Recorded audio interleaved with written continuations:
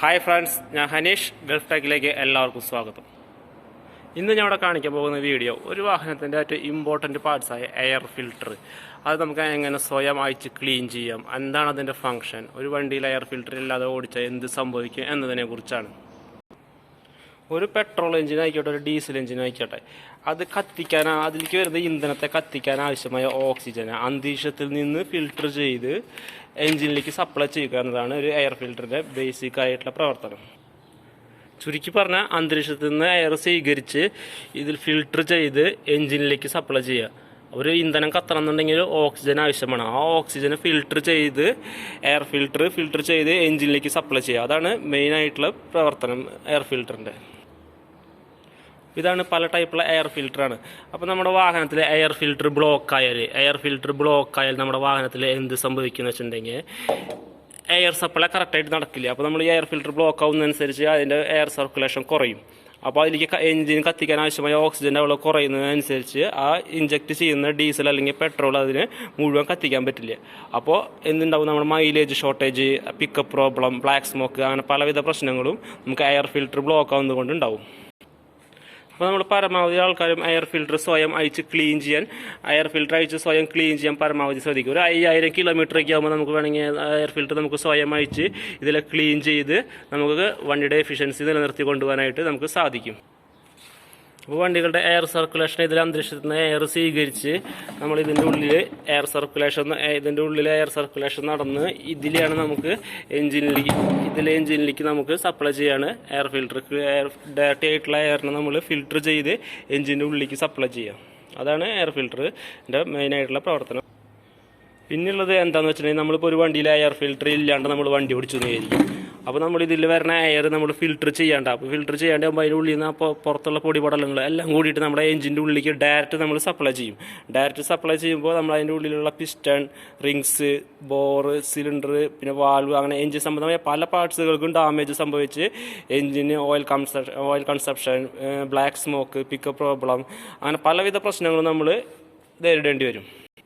അതുകൊണ്ട് തന്നെ നമ്മളൊരു വണ്ടിയിൽ എയർ ഫിൽറ്റർ ചെയ്യാണ്ട് നമ്മൾ ഒരിക്കലും വാഹനം ഓടിക്കരുത്. അപ്പോൾ നമ്മൾ പ്രത്യേകം ശ്രദ്ധിക്കേണ്ടത്, ഒരു വണ്ടിയിൽ എയർ ഫിൽറ്റർ ഇല്ലാണ്ട് ഒരിക്കലും ഒരു വാഹനം നമ്മൾ ഓടിക്കാൻ ശ്രമിക്കരുത്. ഇനി നമുക്ക് കാണാം, ഇപ്പോൾ പുതിയ മോഡൽ വണ്ടികൾക്ക് ഇതേപോലത്തെ ഒരു സെൻസർ എയർ ഫിൽറ്ററിൻ്റെ മുകളിൽ നമുക്ക് കാണാം. ഈ സെൻസറാണ് മാസ് എയർ ഫ്ലോ സെൻസർ എന്നാണ് ഇതിൻ്റെ പേര്, മാസ് എയർ ഫ്ലോ സെൻസർ. അപ്പോൾ ഈ സെൻസറിൻ്റെ ഫംഗ്ഷൻ എന്താണെന്ന് വെച്ചാൽ, നമ്മളിപ്പോൾ എയർ ഫിൽറ്റർ ബ്ലോക്ക് ആകുമ്പോൾ നമ്മൾ എഞ്ചിനിലേക്ക് പോകുന്ന എയർ സർക്കുലേഷൻ കുറയും. അപ്പോൾ കുറയുന്നതിനനുസരിച്ച് ഈ സെൻസർ എഞ്ചിൻ്റെ ECUവിലേക്ക് നമുക്ക് ഒരു ഇൻഫർമേഷൻ കൊടുക്കും. അപ്പോൾ ആ ഇൻഫർമേഷൻ അനുസരിച്ചായിരിക്കും പിന്നെ നമ്മുടെ വണ്ടികളിൽ പെട്രോൾ അല്ലെങ്കിൽ ഡീസൽ ഇഞ്ചക്ട് ചെയ്യുന്നത്. അപ്പോൾ നമുക്ക് അതിൻ്റെ മൈലേജ് നമുക്ക് നിലനിർത്തി കൊണ്ടുപോകാൻ പറ്റും. അപ്പോൾ അതാണ് ഈ സെൻസറിൻ്റെ മെയിനായിട്ടുള്ള ഫംഗ്ഷൻ എന്ന് വെച്ചിട്ടുണ്ടെങ്കിൽ, ഇത് എയർ കുറയുന്നതനുസരിച്ച്, എയർ ഫിൽറ്റർ ബ്ലോക്ക് ആവുന്നതനുസരിച്ച് ഇഞ്ചക്ടർ സപ്ലൈ ചെയ്യുന്ന ഡീസൽ അല്ലെങ്കിൽ പെട്രോളിൻ്റെ അളവ് നമുക്ക് ഭയങ്കരമായിട്ട് കൺട്രോൾ ചെയ്യുക എന്നുള്ളതാണ്. അപ്പോൾ നമ്മൾ ഉള്ള പെട്രോൾ, അതിൻ്റെ ആവശ്യമായ പെട്രോൾ മാത്രമേ അതിലേക്ക് ഇഞ്ചക്ട് ചെയ്യുള്ളൂ. അപ്പോൾ അത് നമുക്ക് മൈലേജ് നമുക്ക് നിലനിർത്തി കൊണ്ടുപോകാൻ പറ്റും. ഇത് പുതിയ മോഡൽ വണ്ടികളിൽ കണ്ടുവരുന്ന ഒരു സെൻസറാണ്. പഴയ മോഡൽ വണ്ടികൾക്കൊന്നും ഈ സെൻസർ നമ്മൾ സാധാരണയായിട്ട് കണ്ടുവരുന്നില്ല. ഈ മോഡൽ വണ്ടിക്കൊന്നും അങ്ങനത്തെ മാസ് സെൻസർ കാണാനില്ല. മാസ് സെൻസർ ഇല്ലാത്ത വണ്ടികൾക്ക് ചിലപ്പോൾ മൈലേജ് നമുക്ക് നിലനിർത്തി കൊണ്ടുപോകാൻ സാധിക്കില്ല. അപ്പോൾ നമുക്ക് ആദ്യമായിട്ട് നമുക്ക് നോക്കാം, എയർ ഫിൽറ്റർ എങ്ങനെ അയച്ച് ക്ലീൻ ചെയ്യാമെന്ന് നമുക്ക് നോക്കാം. മിക്ക വണ്ടികളുടെ എയർ ഫിൽറ്റർ ഇങ്ങനത്തെ ഒരു ക്ലിപ്പ് ടൈപ്പുള്ള എയർ ഫിൽറ്ററുകളായിരിക്കും ഉള്ളത്. അപ്പോൾ നമുക്ക് ആ ക്ലിപ്പ് ജസ്റ്റ് പ്രസ് ചെയ്തിട്ടുണ്ടെങ്കിൽ നമുക്ക് എയർ ഫിൽറ്റർ ലൂസ് ചെയ്ത് നമുക്ക് പുറത്തേക്ക് എടുക്കാൻ പറ്റും. അപ്പോൾ നമ്മൾ പ്രത്യേകം ശ്രദ്ധിക്കേണ്ടത്, അപ്പോൾ എയർ ഫിൽറ്റർ അയച്ച് നമ്മളത് മുകളിലേക്ക് പൊന്തിച്ച് എടുക്കാൻ പോകേണ്ടത്. ഇതാണ് നമ്മുടെ എയർ ഫിൽറ്റർ വരുന്നത്. അപ്പോൾ നമ്മളത് എയർ ഫിൽറ്റർ അയക്കും, അതിൻ്റെ പൊസിഷൻ നോക്കി എടുത്തിട്ട് നമുക്ക് വീട്ടിലാണ് വേണമെങ്കിൽ എയറൊന്നും ഇല്ലെങ്കിൽ നമുക്ക് ജസ്റ്റ് എയർ ഫിൽറ്റർ ഇങ്ങനെ തട്ടി ക്ലീൻ ചെയ്യാം. അല്ലെങ്കിൽ നമ്മുടെ വീട്ടിൽ വാക്യൂം അങ്ങനെ ഒന്നുണ്ടെങ്കിൽ വാക്യൂം ചെയ്യാം. അല്ലെങ്കിൽ നമുക്ക് എയറൊക്കെ അടിച്ച് ക്ലീൻ ചെയ്ത് നമുക്ക് എയർ ഫിൽറ്റർ തിരിച്ച് അതേപോലെ തന്നെ പിടിപ്പിക്കാം.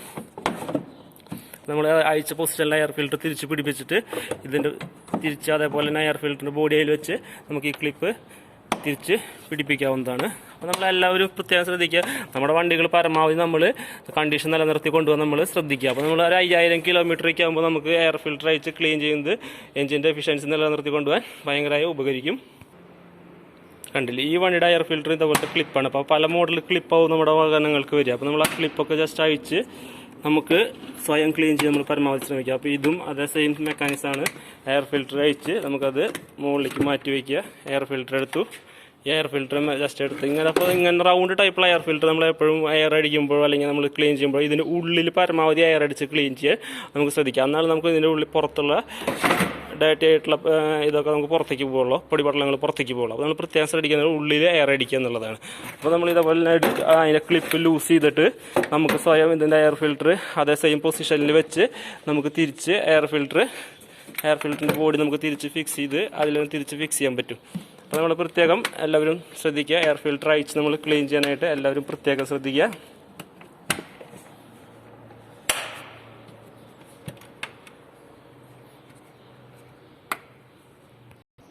പിന്നെന്താണെന്ന് വെച്ചിട്ടുണ്ടെങ്കിൽ നമ്മൾ ഒരു എയർ ഫിൽറ്റർ നമ്മൾ വണ്ടിയുമ്പോൾ സാധാരണ ഫിക്സ് ചെയ്യുക എഞ്ചിനിൽ നിന്ന് കുറച്ച് ലോങ് ആയിട്ടോ അതിൻ്റെ പൊസിഷൻ ഇരിക്കുക. കാരണം നമ്മൾ എഞ്ചിൻ്റെ അടുത്ത് കൊണ്ട് അത് ഫിക്സ് ചെയ്യുമ്പോൾ നമുക്ക് അതിൻ്റെ ടെമ്പറേച്ചർ കൂടിയിട്ടുള്ള എയറാണ് നമ്മൾ ആ എഞ്ചിനിലേക്ക് സപ്ലൈ ചെയ്യുന്നത്. അപ്പോൾ അതിൻ്റെ ടെമ്പറേച്ചർ ലെവൽ കുറയ്ക്കാൻ വേണ്ടിയിട്ടാണ് നമ്മൾ എഞ്ചിനിൽ നിന്ന് കുറച്ച് ദൂരെ നമ്മൾ എയർ ഫിൽറ്റർ ഫിക്സ് ചെയ്യുന്നത്. പിന്നെന്താണെന്ന് വെച്ചാൽ ഒരു എയർ ഫിൽറ്ററിൻ്റെ പരമാവധി ലൈഫ് 30,000-35,000 കിലോമീറ്ററിലാണ് നമ്മൾ എയർ ഫിൽറ്ററിൻ്റെ ലൈഫ്. അത് 2 വർഷം. അപ്പോൾ നമ്മൾ ആ 2 വർഷം കൂടുമ്പോഴോ അല്ലെങ്കിൽ നമ്മൾ അതിന് 30,000-35,000 കിലോമീറ്ററൊക്കെ ആകുമ്പോൾ നമ്മൾ അതിൻ്റെ എയർ ഫിൽറ്റർ റീപ്ലേസ് ചെയ്യാൻ പ്രത്യേകം ശ്രദ്ധിക്കണം. അല്ലാത്ത പക്ഷം നമ്മുടെ എഞ്ചിൻ്റെ എഫിഷ്യൻസി കുറയാൻ സാധ്യതയുണ്ട്. അപ്പോൾ നമുക്ക് ഏകദേശം മനസ്സിലായിട്ടുണ്ടാവും നമ്മൾ ഒരു വണ്ടിയുടെ ബേസിക് ആയിട്ട് എയർ ഫിൽറ്ററിൻ്റെ ഫംഗ്ഷൻ എന്താണെന്ന് നമുക്ക് എല്ലാവർക്കും മനസ്സിലായി കാണും. അപ്പോൾ നമ്മൾ ഇത് പരമാവധി ഞാൻ പറഞ്ഞ കാര്യങ്ങൾ എല്ലാവരും ശ്രദ്ധിക്കുക. 5,000 കിലോമീറ്ററിൽ നമ്മൾ എയർ ഫിൽറ്റർ 5,000 കിലോമീറ്ററിൽ നമ്മൾ എയർ ഫിൽറ്റർ ക്ലീൻ ചെയ്യുക. 30,000-35,000 കിലോമീറ്റർ അല്ലെങ്കിൽ 2 വർഷം കൂടുമ്പോൾ നമ്മൾ നമ്മുടെ വണ്ടികളുടെ എയർ ഫിൽറ്റർ റീപ്ലേസ് ചെയ്യാൻ വേണ്ടി പരമാവധി ശ്രമിക്കുക. അല്ലെങ്കിൽ നമ്മുടെ എഞ്ചിൻ്റെ എഫിഷ്യൻസി നമുക്ക് നിലനിർത്തി കൊണ്ടുപോകാൻ പറ്റില്ല. നമ്മൾ ഇത്രയൊക്കെ ലക്ഷം കൊടുത്ത് വാങ്ങിയിട്ടുള്ള വണ്ടിയല്ല. അപ്പോൾ നമുക്ക് ഇതിന് വേണ്ടി ഒരു 5 മിനിറ്റ് നമ്മൾ ചിലവായി നമ്മുടെ വണ്ടിയുടെ കണ്ടീഷനായി കൊണ്ടു നടക്കാൻ പറ്റും. അപ്പോൾ അതാണ് ഞാൻ പറയാനുള്ളത്. അപ്പോൾ എല്ലാവരും ഞാൻ പറഞ്ഞ ഈ വീഡിയോ കണ്ട് ഇഷ്ടപ്പെടുന്നുണ്ടെങ്കിൽ നമ്മുടെ വീഡിയോ ലൈക്ക് ചെയ്യുക. മറ്റുള്ളവർക്കും കൂടി ഉപകാരപ്രദമാകാൻ വേണ്ടി നമ്മൾ ഈ വീഡിയോ ലൈക്ക് ഷെയർ ചെയ്യുക. പിന്നെ നമ്മുടെ ചാനൽ സബ്സ്ക്രൈബ് ചെയ്യാത്തവരാണെന്നുണ്ടെങ്കിൽ നമുക്ക് ചാനൽ സബ്സ്ക്രൈബ് ചെയ്യുക. അപ്പോൾ ഓക്കെ, നമുക്ക് പുതിയൊരു വീഡിയോയുമായി വരുന്നത് വരെ ബൈ.